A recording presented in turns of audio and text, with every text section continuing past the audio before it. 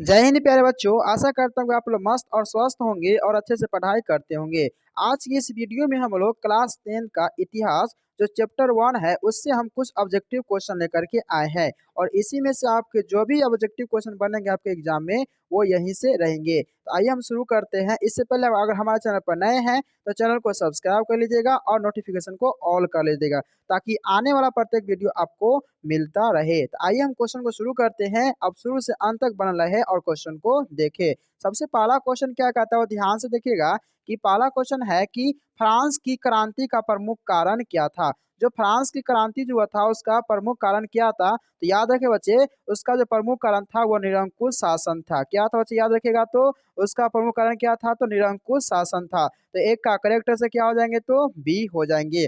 आगे देखिए ध्यान से क्वेश्चन नंबर 2 में क्या कहता है बच्चे, ध्यान से देखिएगा और आप भी मतलब कॉपी कलम निकाल करके आंसर देने का प्रयास कीजिएगा। 2 में क्या कहता है कि फ्रांस में किस शासक वंश की स्थापना वियना कांग्रेस द्वारा है ना की गई थी। यानी कि फ्रांस में जो है किस शासक द्वारा वियना कांग्रेस के द्वारा ये की गई थी। तो इसका आंसर याद रखिए बच्चे, वो किसके द्वारा, तो याद रखिएगा बुर्बो वंश के द्वारा। किसके द्वारा, तो बुर्बो वंश के द्वारा होगा।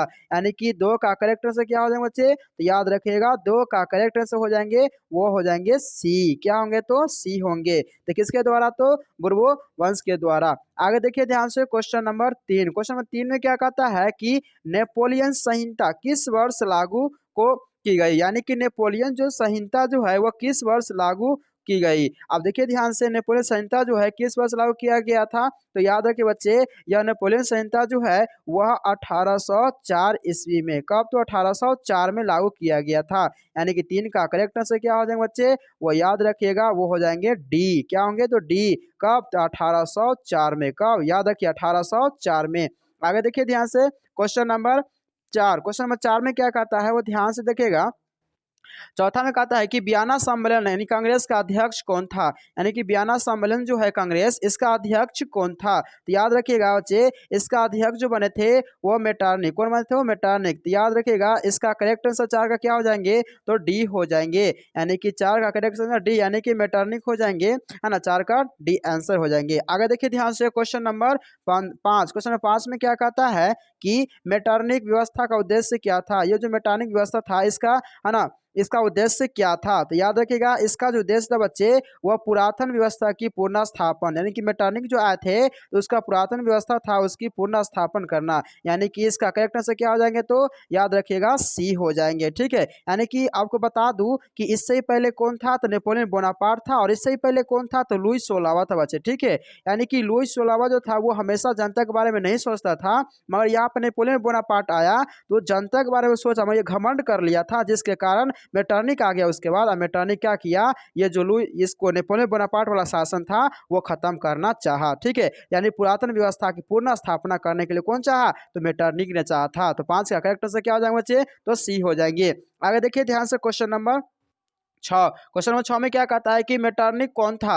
यानी कि याद रखिए बच्चे मेटरनिक कौन था, तो मेटरनिक जो था ऑस्ट्रेलिया का चांसलर था। क्या था, तो मेटरनिक, याद रखिएगा बच्चे वो मेटरनिक जो था ऑस्ट्रेलिया का कौन था, तो चांसलर था। ठीक है, यानी कि 6 का करेक्ट से क्या हो जाएंगे, तो ए हो जाएंगे। 6 का करेक्ट से क्या बचे, तो ए हो जाएंगे। आगे देखिए ध्यान से क्वेश्चन नंबर 7, किसने कहा था फ्रांस अब छिपता है। बहुत ही इंपॉर्टेंट क्वेश्चन बच्चे, याद रखिएगा।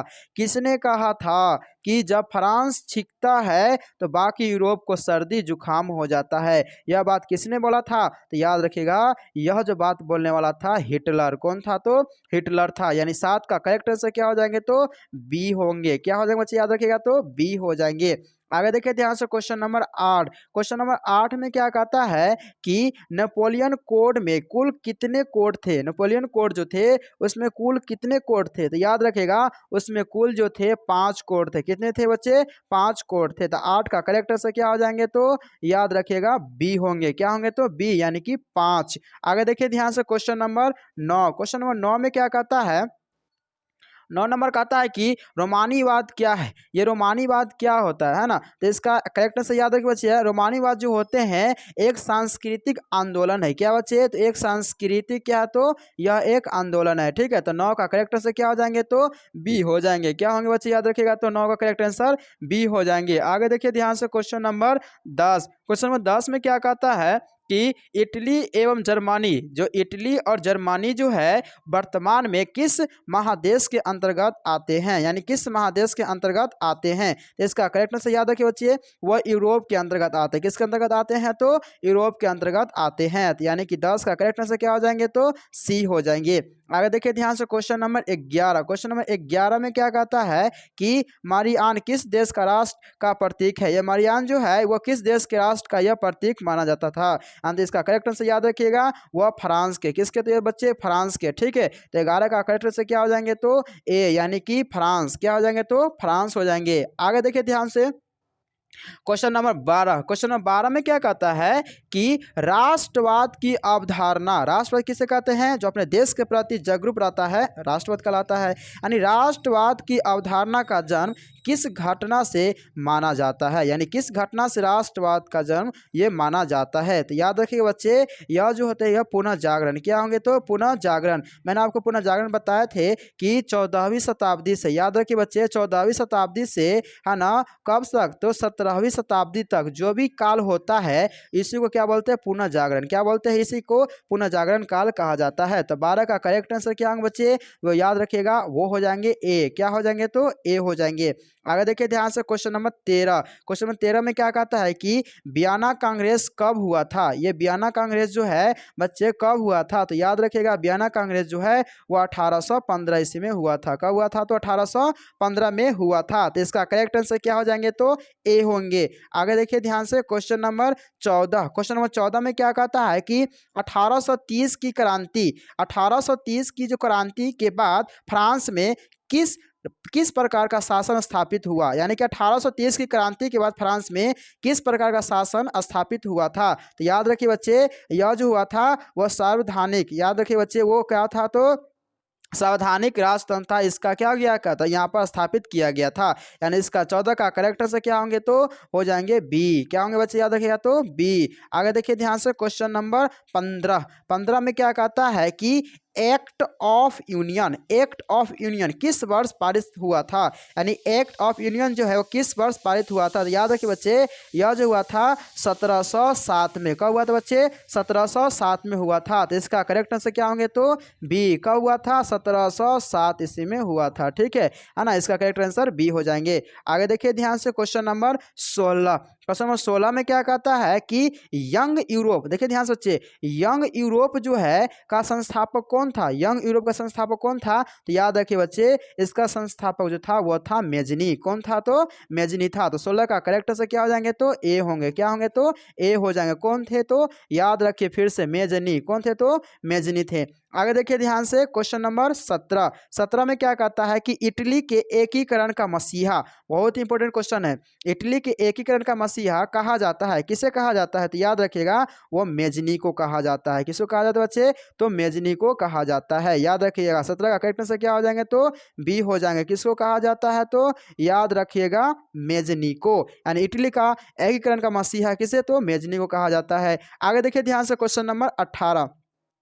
क्वेश्चन नंबर 18 में क्या कहता है कि मेजनी का संबंध किस संगठन से था। मेजनी का संबंध जो है वह किस संगठन से था। बच्चे याद रखिएगा इसका संबंध जो है वह कार्बोनरी से था। किससे था, तो बच्चे कार्बोनरी से था। तो 18 का करेक्ट आंसर क्या हो जाएंगे, तो बी होंगे। क्या होंगे, तो बी हो जाएंगे। किससे था बच्चे, तो याद रखिएगा तो कार्बोनरी से था। किससे था, तो कार्बोनरी से था। आगे देखिए ध्यान से क्वेश्चन नंबर 19। क्वेश्चन नंबर 19 में क्या कहता है, ध्यान दीजिएगा कि किसने अपनी कूटनीति के बल पर इटली की समस्या को संपूर्ण यूरोप की समस्या बना लिया था। किसने जो कूटनीति के बल पर इटली की जो भी समस्या था वो संपूर्ण यूरोप की समस्या बना दिया था। तो याद रखिए बच्चे, है ना, कौन था, तो वो काउंट कावूर था। कौन था बच्चे, तो काउंट कावूर, ठीक है, ये काउंट कावूर था। तो 19 का करेक्ट आंसर क्या होगा, तो ए होंगे। क्या होंगे, तो ए। कौन सा, तो काउंट कावूर थे। आगे देखिए ध्यान से क्वेश्चन नंबर 20। क्वेश्चन 20 में क्या कहता है कि यंग इटली, यंग, है ना, यंग इटली, सॉरी यहाँ पे इटली होगा, यंग इटली का संस्थापक कौन था। तो याद रखिए बच्चे यंग इटली का संस्थापक जो था वह मेजनी था। कौन था बच्चे, तो मेजनी था। और एकीकरण का मसीहा भी किसे कहा जाता है, तो मेजनी को ही कहा जाता है। यानी कि 20 का करेक्ट से क्या हो जाएंगे, तो सी। कौन था, तो याद रखिए बच्चे वो है मेजनी। कौन बच्चे, तो मेजनी। आगे देखिए ध्यान से क्वेश्चन नंबर 21। क्वेश्चन नंबर 21 में क्या कहता है कि लाल कुर्ते का गठन किसने किया था। ध्यान दीजिए बच्चे, लाल कुर्ते का जो गठन है वो किसने किया था। तो इसका करेक्ट आंसर याद रखिएगा, जो लाल कुर्ते का गठन जो किया था वो करने वाला था गैरीवाल्डी। कौन था, तो गैरीवाल्डी था। यानी कि 21 का करेक्ट आंसर क्या हो जाएंगे बच्चे, तो डी हो जाएंगे। ठीक है, कौन था, तो याद रखिएगा गैरीवाल्डी। कौन था बच्चे, गैरीवाल्डी थे। ठीक है, आगे देखिए ध्यान से क्वेश्चन नंबर 22। क्वेश्चन नंबर 22 में क्या कहता है कि काबूर कौन था। काबूर कौन था, तो याद रखिएगा काबूर जो था वो इटली का प्रधानमंत्री था। कौन था बच्चे, वो इटली का प्रधानमंत्री कौन था, तो काबूर था। ठीक है, यानी कि 22 का करेक्ट आंसर क्या हो जाएंगे, तो बी होंगे। क्या होंगे बच्चे, तो याद रखिएगा 22 का करेक्ट आंसर बी हो जाएंगे, है ना। आगे देखिए ध्यान से क्वेश्चन नंबर 23। क्वेश्चन नंबर 23 में क्या कहता है कि, है ना, फेडस of Italy, fades of Italy नामक संस्था का गठन किसने किया था। तो याद रखिए बच्चे, इसका गठन जो करने वाला था वो कौन था, तो मेजनी ही था। कौन था बच्चे, तो मेजनी था। तो 23 का करेक्ट आंसर क्या हो जाएंगे बच्चे, तो याद रखिएगा डी होंगे। क्या हो जाएंगे, तो 23 का करेक्ट आंसर डी। आगे देखिए ध्यान से क्वेश्चन नंबर 24। 24 में क्या कहता है कि कार्बोनरी की स्थापना किस वर्ष में हुआ था। कार्बोनरी की स्थापना जो है वह किस वर्ष हुई थी। तो याद रखिए बच्चे, इसकी स्थापना जो है वो 1810 ईस्वी में हुआ था। कब हुआ था, तो 1810 ईस्वी में हुआ था। तो 24 का करेक्ट आंसर क्या हो जाएंगे, तो ए हो जाएंगे। ठीक है, कब, तो याद रखिए बच्चे 1810 में। कब, तो 1810 में। आगे देखिए ध्यान से क्वेश्चन नंबर 25। क्वेश्चन नंबर 25 में क्या कहता है कि गैरीवाल्डी पेशे से क्या था। गैरीवाल्डी पेशे से क्या था, तो याद रखिए बच्चे वो नाविक थे। क्या थे, वो गैरीवाल्डी क्या थे पेशे से, तो नाविक थे। यानी कि 25 का करेक्ट आंसर क्या हो जाएंगे, तो डी हो जाएंगे। क्या थे बच्चे, तो याद रखिएगा वो थे नाविक। क्या थे, तो नाविक थे। आगे देखिए ध्यान से क्वेश्चन नंबर 26। क्वेश्चन नंबर 26 में क्या कहता है, 26 में कहता है कि काउंट काबूर को विक्टर एमुनियल ने किस पद पर नियुक्त किया था। जो काउंट काबूर को है ना, वो विक्टर एमुनियल को किस पद पर नियुक्त किया था। तो इसका याद रखिए बच्चे, किस पद पर किया था, तो याद रखिएगा वो प्रधानमंत्री पर नियुक्त किया था। किस पर किया था बच्चे, तो प्रधानमंत्री पर नियुक्त किया था। यानी कि 26 का करेक्ट आंसर क्या आ जाएंगे, तो सी हो जाएंगे, है ना। किस पर, तो प्रधानमंत्री पर। आगे देखिए ध्यान से क्वेश्चन नंबर 27। क्वेश्चन नंबर 27 में क्या कहता है कि इटली के एकीकरण में निम्न में से किसका संबंध नहीं है। जो इटली का एकीकरण हुआ था, निम्न में से किसका मतलब संबंध नहीं है। तो याद रखिएगा बच्चे, बिस्मार्क का संबंध था, मेजनी का नहीं था, काबूर का नहीं था, गैरीवाल्डी का नहीं था। तो इसका करेक्ट आंसर क्या हो जाएंगे, तो ए, यानी कि बिस्मार्क। क्या हो जाएंगे, तो बिस्मार्क हो जाएंगे। तो 27 का करेक्ट आंसर क्या होंगे, तो ए हो जाएंगे। आगे देखिए ध्यान से क्वेश्चन नंबर 28। 28 में क्या कहता है कि विलियम प्रथम कहाँ का शासक था। विलियम प्रथम जो है वो कहाँ का शासक था। तो याद रखिए बच्चे, विलियम प्रथम जो था वो कहाँ का शासक था। तो याद रखिए वो प्रासा का शासक था। कहाँ का शासक था बच्चे, तो प्रासा का शासक था। ठीक है, तो इसका करेक्ट से क्या हो जाएंगे, तो बी हो जाएंगे। आगे देखिए ध्यान से क्वेश्चन नंबर 29। क्वेश्चन 29 में क्या कहता है कि जलवेरायन की स्थापना किस राज्य ने की। यानी कि जलवेरायन की स्थापना जो है किस राज्य ने की। तो याद रखिए बच्चे, इसकी स्थापना जो है वह, है ना, प्रासा ने किया था। किसने किया था बच्चे, तो प्रासा ने किया था। यानी कि इसका करेक्ट आंसर क्या हो जाएंगे, तो ए होंगे। कौन किया था, तो बच्चे याद रखिएगा वो किया था प्रासा। कौन किया था, तो प्रासा जलवेरायन की स्थापना किया था।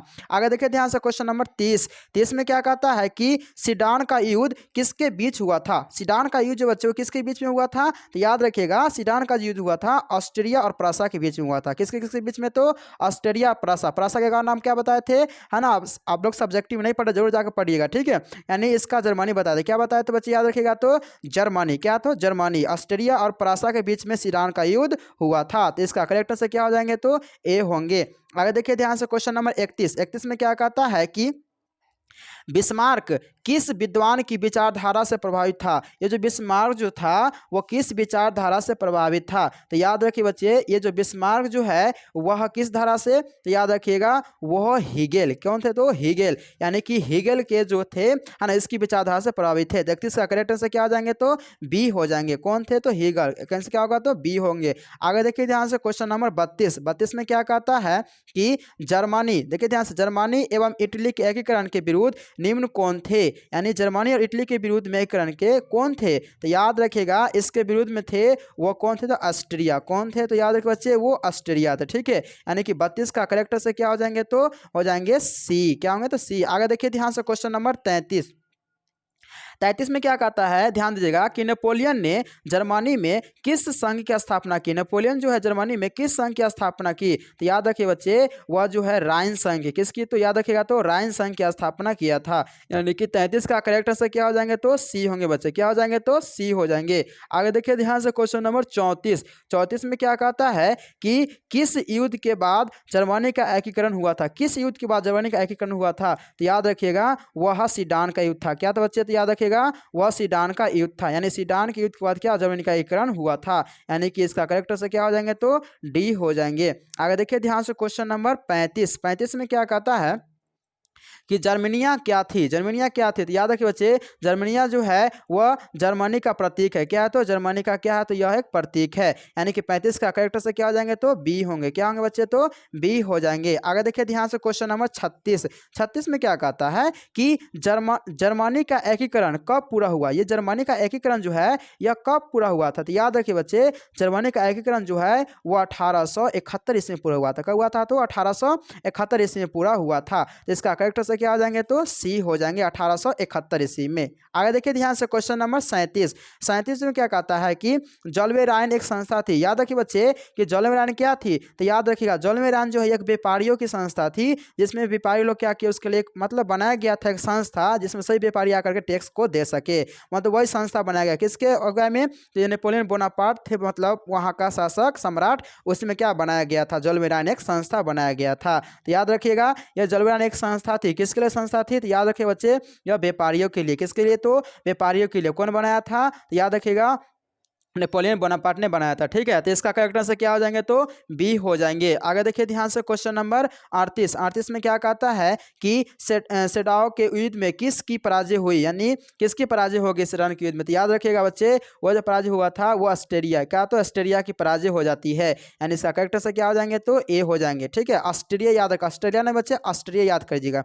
आगे देखिए ध्यान से 39 में क्या कहता है कि बिस्मार्क क्या था, तो बिस्मार्क क्या था बच्चे, याद रखिएगा बिस्मार्क जो था वह कूटनीतिज्ञ था। क्या था, तो वह कूटनीतिज्ञ था। ठीक है, तो 39 का करेक्ट से क्या हो जाएंगे, तो याद रखिए बच्चे वो हो जाएंगे डी। क्या हो जाएंगे, तो डी हो जाएंगे। आगे देखिए ध्यान से क्वेश्चन नंबर 40। 40 में क्या कहता है कि हीगेल कौन था, हीगेल कौन था, तो याद रखिए बच्चे हीगेल जो था वह दार्शनिक था। कौन था बच्चे, वह दार्शनिक था। तो 40 का करेक्ट से क्या हो जाएंगे, तो सी। क्या होंगे बच्चे, तो सी हो जाएंगे। आगे देखिए ध्यान से क्वेश्चन नंबर 41। 41 में क्या कहता है कि सन 1870 में फ्रांस और प्रसा के बीच युद्ध कहाँ हुआ था, यानी कि 1870 में फ्रांस और प्रसा के बीच में युद्ध कहाँ हुआ था, तो याद रखिएगा वह हुआ था सेडान में। कहाँ हुआ था बच्चे, वो सेडान में हुआ था। तो 41 का करेक्ट आंसर क्या हो जाएंगे, तो ए हो जाएंगे। ठीक है, आगे देखिए ध्यान से क्वेश्चन नंबर 42। क्वेश्चन 42 में क्या कहता है कि किस संधि के द्वारा, यानी किस संधि के द्वारा जर्मनी का एकीकरण पूरा हुआ था, यानी कौन सा संधि हुआ था जिसमें जर्मनी का एकीकरण पूरा हुआ था, तो याद रखिएगा वो फ्रैंकफर्ट की संधि था। किसका था, तो याद रखिएगा फ्रैंकफर्ट की संधि था। इसी संधि में क्या हुआ था, जर्मनी का एकीकरण हुआ था। तो 42 का करेक्ट से क्या हो जाएगा बच्चे, तो डी हो जाएंगे। आगे देखिए ध्यान से क्वेश्चन नंबर 43। 43 में क्या कहता है कि इसमें कहता है कि सेल्सबिंग और हेनल्स्टीन का संबंध किस देश के एकीकरण से था, तो याद रखिएगा यह जर्मनी के एकीकरण से था बच्चे। ठीक, किससे था, तो याद रखिएगा जर्मनी के एकीकरण से था। तो 43 का करेक्ट से क्या हो जाएंगे, तो याद रखिएगा बी होंगे। क्या होंगे, तो बी, जर्मनी के एकीकरण। आगे देखिए ध्यान से क्वेश्चन नंबर 44। 44 में क्या कहता है कि जर्मन राइन राज्य का निर्माण किसने किया था, जर्मन राइन जो राज्य का निर्माण वो किसने किया था, तो याद रखिए बच्चे इसका निर्माण जो है वह नेपोलियन बोनापार्ट ने किया था। किसने किया था, तो नेपोलियन बोनापार्ट ने किया था। तो 44 का करेक्ट आंसर क्या हो जाएंगे बच्चे, याद रखिएगा वो हो जाएंगे बी होंगे। आगे देखिए ध्यान से क्वेश्चन नंबर 45। 45 में क्या कहता है कि रक्त एवं लोह की नीति का अवलंबन किसने किया था। बहुत इंपॉर्टेंट क्वेश्चन है, बार बार पूछा जाता है बच्चे, याद रखिएगा कि रक्त और लोह की नीति का अवलंबन जो है किसने किया था, तो याद रखिएगा